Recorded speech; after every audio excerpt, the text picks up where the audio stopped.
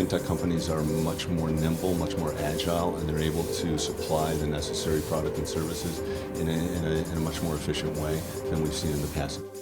And can you tell us just a bit about Lime Brokerage, just to jump in? Sure. Lime was founded in 2000, was acquired by Wedbush Inc. in 2011. We're a financial technology provider as well as a broker-dealer. We operate across multiple asset classes, so equities, options, futures, as well as fixed income. Our core client constituency is low latency professional traders. However, we do service institutions as well as broker-dealers. And as you said, I'm president and CEO, and I handle all operations across the entire firm. And what are some of the ways that Lime Brokerage is advancing the fintech industry conversation? Sure. So, our main themes are being smart, being safe, and being fast, and the combination of those three things allow us to offer solutions to our clients, execution solutions. When you talk about smart, we're really talking about how you navigate a very complex market structure and a very fragmented market. So now we've got 13 exchanges, 50 some odd dark pools that our clients need to trade through and navigate through.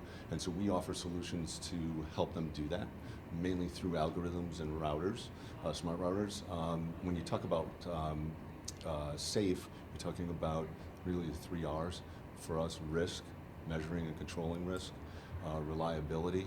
Systems have to be reliable, they have to be stable, as well as regulatory, which is really around all the market access rules.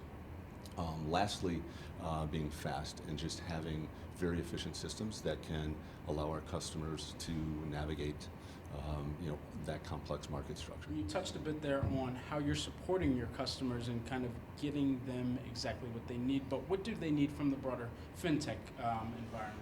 Well, what we try to do consistently is innovate across the entire product and service. So we're looking at ways that we can make our software and our hardware better. Recently, we've just done a series of upgrades that have allowed us to reduce latency by over 50%.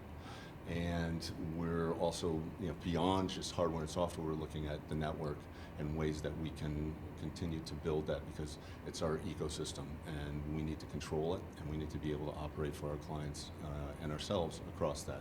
Where do you see fintech headed in the future?